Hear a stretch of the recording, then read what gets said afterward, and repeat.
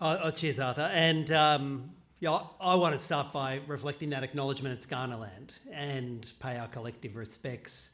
We're talking peace, we're talking an anti-nuclear movement, and if we're not doing that side by side with, in support of First Nations struggles for genuine power, land, acknowledgement and agency in this country, then we're missing a big part of the movement. This land always was and always will be Aboriginal land. And we just heard from Natasha exactly why the war parties hate public school teachers, huh? And why they don't like public education, because they come and say it like it is. They teach thoughts and principles and decency. And we're talking about building on the union connections and the union movement. There's a little bit of the Democratic People's Republic of the Illawarra sitting here on the stage.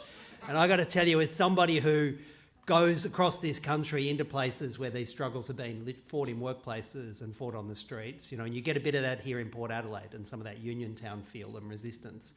But I've got to tell you, when you go down into the People's Republic of the Illawarra, Democratic Republic of the Illawarra, and you see the history that happens there from union activism. You see, you know the history of the working people, the waterside workers and others who refused to load the ships with pig iron to go off to Japan to fight in the imperial aggression in China, who blocked the sending of arms to go and fight against Indonesian independence. And you know and you can feel that history of working people struggling for freedom and making the connections. That's absolutely real. And you heard from Tasha that it has not ended, right? And if you want to get a sense of inspiration about working people and others building alliances and realising that our workplaces are political as well, the People's Picket that is happening on a repeated basis out the front of Bisalloy Steel, an armoured steel manufacturer in the Illawarra that is pumping out armoured steel into the Israeli weapons and occupation industry, and going down there and watching hundreds of people come and picket and shut that workplace down until it stops feeding the war. That spirit is alive and well in the Illawarra, and we need it alive and well across this country, because union business is peace and peace is union business.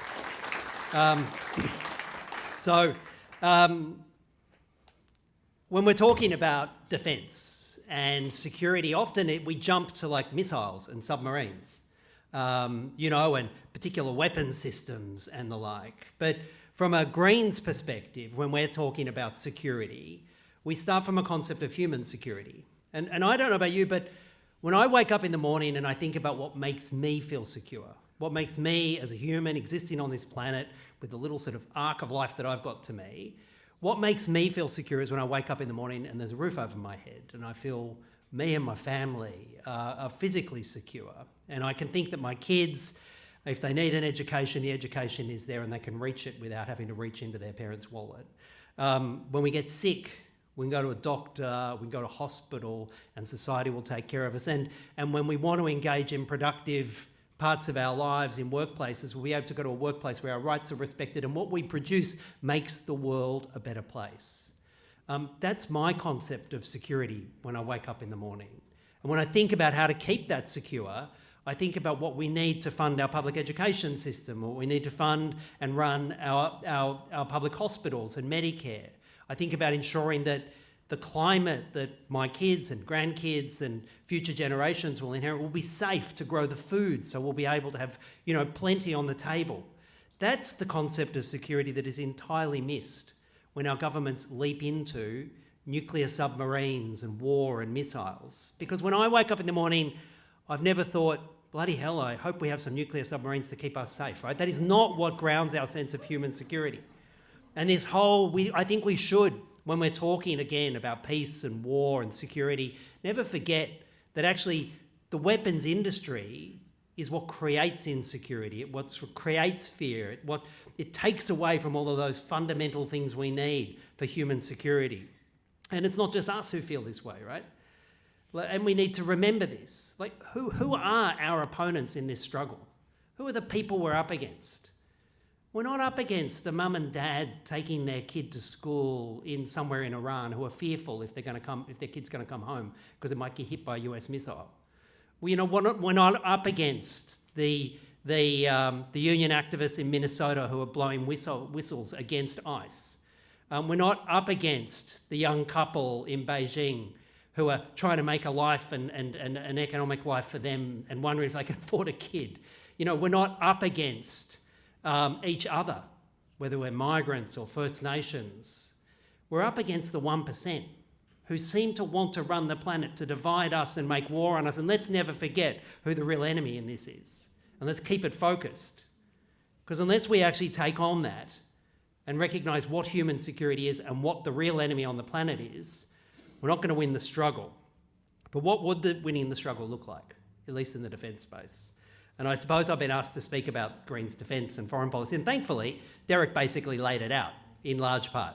And I want to really credit IPAN for that thinking about a Australian self-defence policy, removing ourselves from being part of projecting violence and projecting war as a bit part in the US military, and actually thinking about what would an Australian self-defence policy look like.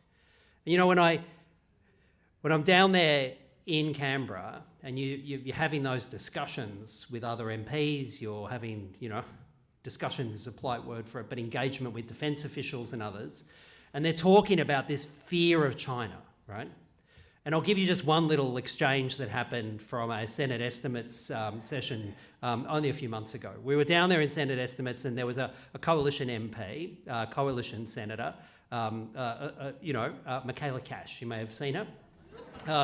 And she's having this engaged with this guy called Hugh Jeffries, who is the senior strategic thinker on the part of defence. And he comes in and he's the one who always refuses to tell you what weapons we're sending to Israel, refuses to tell you what weapons we're sending to the UAE, refuses to, give key information. But in this exchange, he was having this exchange with Michaela Cash and she was asking him questions about, well, the world's a very dangerous place now, isn't it? And he goes, yeah, very dangerous. There are countries, including, countries that we're aware of that are ignoring international law, aren't they? Oh yes, ignoring international law. There are countries that are willing to use their military to assert dominance in the world. Yeah, very, very, very troubling, these countries.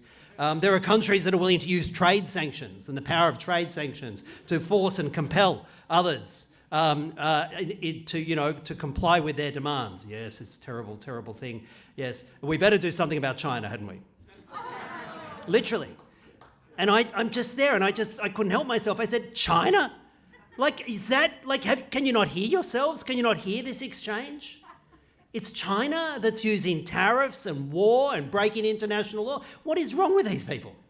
What is wrong with these people? And when they're positioning this concept of going to war with China as though we're a threat and a risk to Australia, well, you heard John talk about his decades of experience engaging with China. Now, China is not some kind of neutral, cuddly place run by pandas that's there to kind of, give us a free ride in life. China is a complex, increasingly powerful, sophisticated society, right? Incredibly sophisticated. And it turns out that there's a huge amount of complementarity between our two economies, which is actually being playing out in real time. We're resource rich, food rich, connecting with this kind of growing industrial powerhouse. There's a lot of there's a lot of synergy between the two economies. And there's increasingly people-to-people contact between the two. But China has its own interests, right? And sometimes that plays out in acts of aggression, like launching an intercontinental ballistic missile in the Pacific. Bad, really bad, destabilising and wrong. And we should call it out when we see it. But when we do that, perhaps we could not conveniently forget about the 3 intercontinental ballistic missiles that the United States fired into the Pacific in the last 12 months at the same time. Perhaps we could remember that when we talk about it.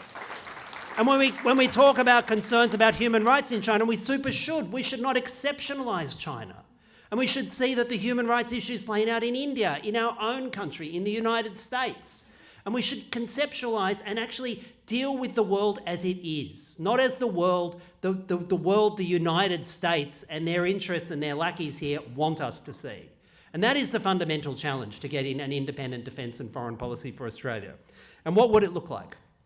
Well, it would look like closing US bases. It would look like getting out of Lockheed Martin and Rafael and every single Israeli arms manufacturer and terminating those contracts. It would look like changing our defence force. So instead of projecting force and threatening our neighbours, it's about defending Australia and de-escalating the arms race in the region. And it would look like dealing with China as a complicated, sophisticated, part of our region and not as an enemy that we're going to go to war with on behalf of the United States. And that's a challenge, and that's an outcome, and that's a solution for Australia's place in the world, and the Greens are up there to make that challenge in parliaments and on the streets. So thanks very much.